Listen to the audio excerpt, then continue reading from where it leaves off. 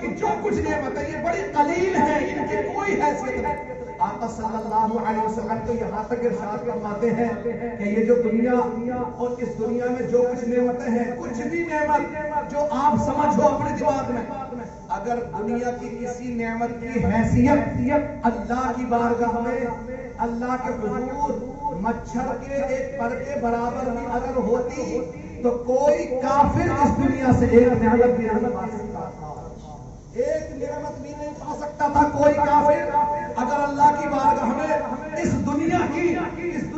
کسی نعمت کی حیثیت ایک مچھر کے پر کے برابر بھی اگر ہوتی۔ آپ سبحان کوئی کافر کو اس دنیا کی نعمت میں نہیں آتی اگر اللہ کی بارگاہ میں کسی ایک مچھر کے پر کے برابر بھی حیثیت نہیں دنیا کسی نعمت کو، تو آپ اس نعمت اس دنیا کے لیے کہ جس کی حیثیت ایک مچھر کے پر کے برابر بھی نہیں اللہ کے حضور، اس کے لیے نمازیں چھوڑ رہے، اس کے لیے روزے چھوڑ رہے، اس کے لیے اللہ کو ناراض کر رہے، اس کے لیے داڑھیاں چھین چھین کے جو نالیوں میں بہا رہے، قبر میں پیر لٹک گئے ہوش نہیں آتا ہمیں، مرنے چلے گئے ہوش نہیں آتا ہمیں۔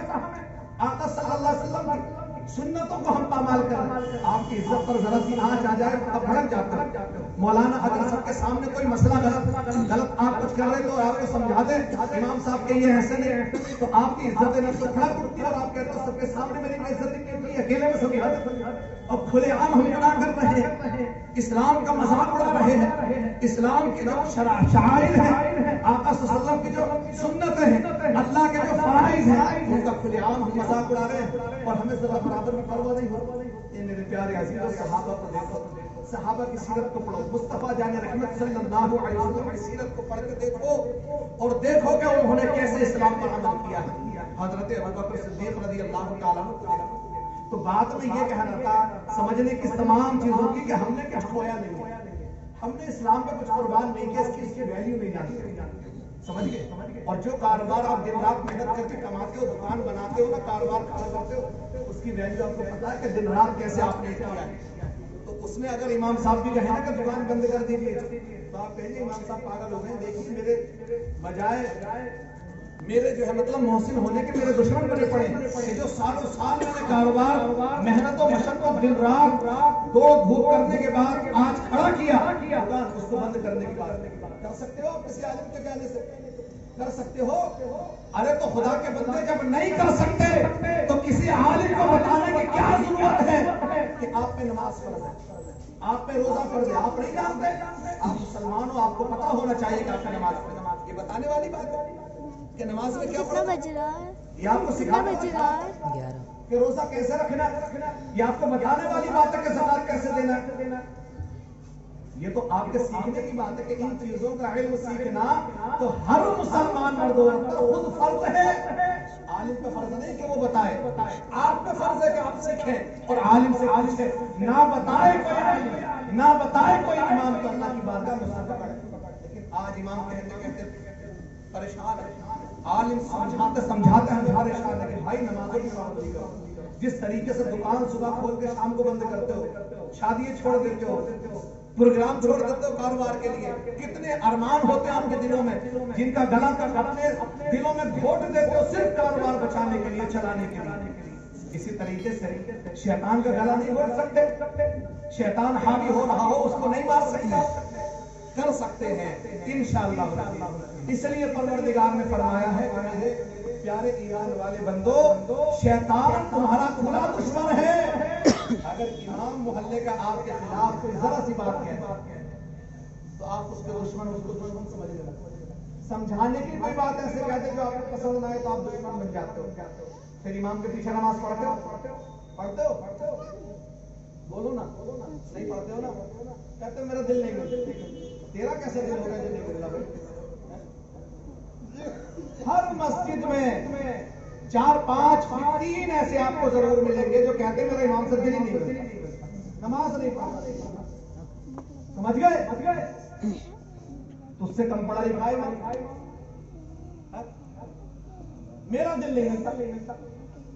ارے امام نے سمجھانے کی بات کہہ دی تو دل نہیں ملتا، نماز پڑھنے تیار نہیں، اور شیطان تیار بنے پھر رہا، شیطان جدھر کان پکڑے ہے لے جا رہا ہے، چلے جا رہا ہے، صبح کی نماز بھی چھوڑ دی، ظہر بھی چھوڑ دی، عصر بھی چھوڑ دی، مغرب بھی چھوڑ دی، عشاء بھی چھوڑ دی، یہاں تک کتنے کم نصیب مسلمان ایسے جو جمعہ بھی نہیں پڑھتے۔ کوئی عالم کہتے کہ نماز نہیں پڑھنا تو سب سے پہلے آپ اس کے خلاف عالم بغاوت بلند کریں گے کہ یہ کیسا مولانا جو کہتا ہے نماز نہیں پڑھنا۔ اور اگر کوئی عالم کہہ رہا ہے کہ نماز پڑھو تو اس کی تعریف نہیں کرو گے کہ یہ مولانا نماز کے لیے کہتے رہتے ہیں۔ غور کرو میری قوم کے مسلمانوں کہ آپ کہاں جا رہے ہیں، یہ کوئی سمجھانے کی بتانے کی بات نہیں۔ تو اگر ہم سے کوئی ہمارا عزیز رشتہ دار خاندان والا، کوئی ہمارا عالم جماعت کا کوئی امام اگر ہمیں سمجھائے اور وہ انداز اس کا ذرا سا ایسا ہو جائے جو ہماری طبیعت کے خلاف ہے، ہم اس کو دشمن سمجھ کے اس سے بات نہیں کرتے، اس کو سلام نہیں کرتے، اس کے پیچھے نماز نہیں پڑھتے، اور جبکہ وہ ہمارا دشمن نہیں ہے، حقیقت میں وہ ہمارا دشمن ہے نہیں ہے، تو اس سے اتنا کنارہ کشی، اتنی زیادہ دوری، اور جس کو سب سے سچو، جس کی بات سب سے سچی، جس کی بات سب سے اچھی، جس کی بات میں کوئی شک اور کوئی شبہ نہیں، ہمارا خالق، ہمارا مالک، ہمارا رب اللہ رب العالمین کہہ رہا ہو کہ شیطان تمہارا چھپا ہوا دشمن نہیں، پیچھے سے وار کرنے والا دشمن نہیں، کھلا دشمن ہے،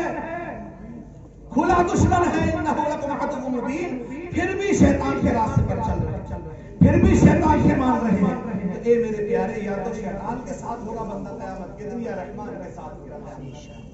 اگر رحمان کی مانی، رب کی مانی اور رب کے دشمن سے دشمنی کی تو اللہ کی طرف ہوگا،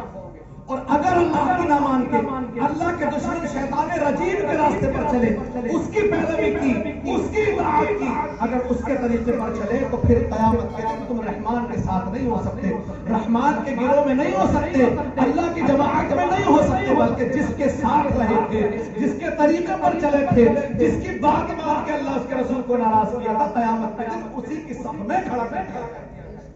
تو میرے پیارو، ہوش میں آؤ، نمازوں کی پابندی کرو۔ شیطان کھلا دشمن ہے تو اتنی عقل ہمیں اور آپ کو سب ہے، سب کو ہے کہ جب نیک کام کی نیت کریں اور دل و دماغ ہمارا تیار نہ ہو، نفس کہنے لگے نہیں ابھی نہیں، کبھی نہیں، سمجھ لو شیطان حملہ کر رہا ہے، شیطان روک رہا ہے، شیطان روک رہا ہے، دل میں وسوسہ ڈال رہا ہے، من شر الوسواس الخناس، سمجھ گئے؟ قل اعوذ برب الناس نہیں پڑھتے ہو، مالک الناس نہیں پڑھتے ہو، الہ الناس نہیں پڑھتے ہو، وسوسے ڈالتا ہے کہ ابھی نہیں، ابھی کر لینا، تھوڑی دیر رک جا پھر کر لینا، تو 5 نمازیں گزر جاتی ہیں، پورے رمضان کا روزہ مہینہ گزر جاتا ہے، پورا سال